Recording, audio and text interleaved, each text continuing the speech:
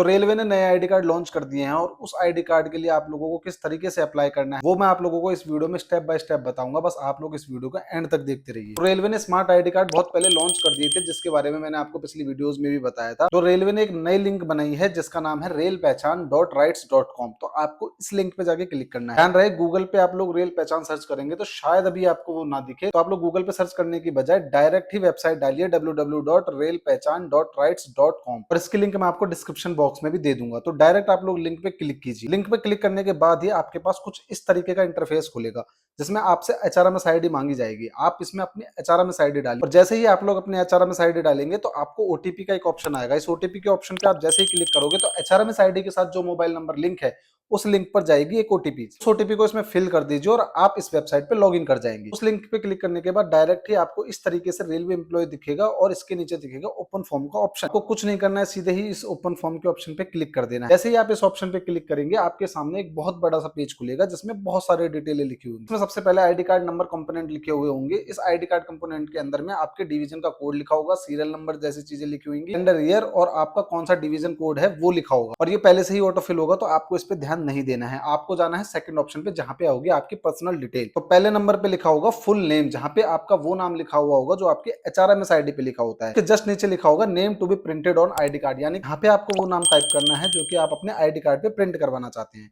ध्यान रहे, कोई भी इधर उधर के नाम मत प्रिंट करवाना, बस वही नाम प्रिंट करवाना जो कि आपके एचआरएमएस आईडी पे लिखा हुआ है। अब दिक्कत यहाँ पे लोगों को ये आएगी कि इसमें मैक्सिमम सिर्फ 14 कैरेक्टर ही आप यूज कर सकते हैं।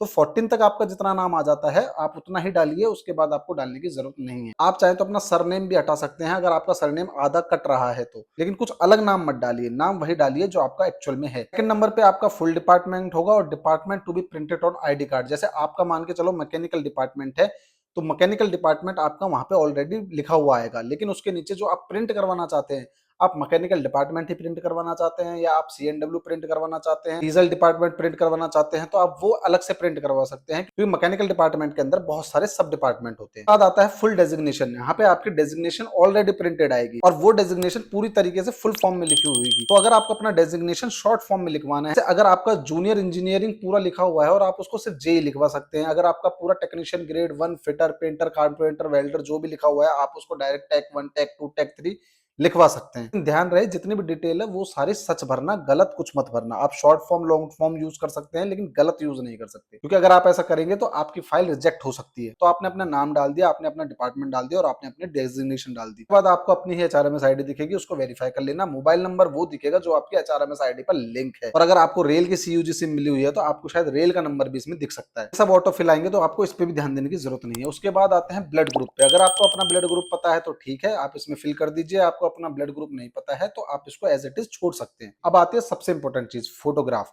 देखिए, फोटोग्राफ आपको पीएनजी फॉर्म में डालना है, आपको जेपीईजी फॉर्म में नहीं डालना है, आपको पीएनजी फॉर्म में डालना है। और उस फोटो की भी जो साइज होगा वो 1 MB से ज्यादा नहीं होनी चाहिए। बहुत सारी वेबसाइट ऐसी है जहां पे आप अपने फोटोग्राफ की जो जेपीजी फॉर्मेट में है उन्हें पीएनजी फॉर्मेट में कन्वर्ट कर सकते हैं। फोटोग्राफ अपलोड करने के बाद अब आती है रिलेटेड डॉक्यूमेंट अपलोड करने की बारी। रिलेटेड डॉक्यूमेंट में अगर आपके डेजिग्नेशन ऑलरेडी वो है जो आपके पास एग्जिस्टिंग आईडी कार्ड पर है तो आप अपने आईडी कार्ड की फोटो अपलोड कर सकते हैं डायरेक्ट, लेकिन पीडीएफ फॉर्म में अपलोड करनी है। ध्यान रखना, डॉक्यूमेंट्स में जो भी फाइल आप लगाओगे वो पीडीएफ फॉर्मेट में होनी चाहिए और एक ही फाइल होनी चाहिए।